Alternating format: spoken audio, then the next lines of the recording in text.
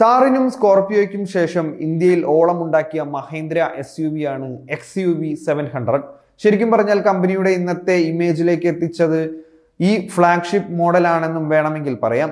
XUV 500 പെട്ടെന്ന് നിർത്തലാക്കിയപ്പോൾ ആരാധകർക്കുണ്ടായ നിരാശ ചെറുതൊന്നുമല്ലായിരുന്നു.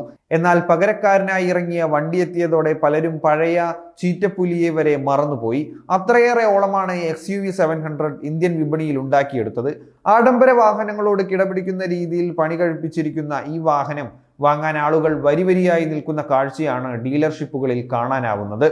വന്നിട്ട് വർഷം 4 ആകാറായെങ്കിലും ഇന്നും ആരവമൊഴിയാതെ വിൽപ്പന കുതിക്കുകയാണ്. 2021 ഓഗസ്റ്റിൽ അവതരിപ്പിച്ച XUV 700 SUVക്ക് ഇന്ന് 2 ലക്ഷത്തിലധികം ഉടമകളുണ്ടെന്നാണ് മഹീന്ദ്രയുടെ കണക്കുകൾ. എന്നാൽ ഇപ്പോഴിതാ മഹീന്ദ്ര ആൻഡ് മഹീന്ദ്രയിൽ നിന്നും ഞെട്ടിക്കുന്ന ഒരു വാർത്തയാണ് പുറത്തു വരുന്നത്. XUV 700 പെട്ടെന്ന് നിർത്തലാക്കിയിരിക്കുകയാണ് ബ്രാൻഡ്. പക്ഷേ SUVയുടെ 5 സീറ്റർ മോഡൽ മാത്രമാണ് വിപണിയോട് ഗുഡ് ബൈ പറഞ്ഞിരിക്കുന്നത്. അതായത് മഹീന്ദ്ര XUV 700 മോഡൽ ഇനി മുതൽ 7 സീറ്റർ ഫോർമാറ്റിൽ മാത്രമേ വാങ്ങാനാവൂ എന്ന് ചുരുക്കം. മുമ്പ് 5 സീറ്റർ 7 സീറ്റർ കോൺഫിഗറേഷനുകളിലാണ് വാഹനം വിപണിയിലെത്തിയിരുന്നത്. ഇതിലെ 5 സീറ്റർ മോഡലിനെയാണ് കമ്പനി പിൻവലിച്ചിരിക്കുന്നത്.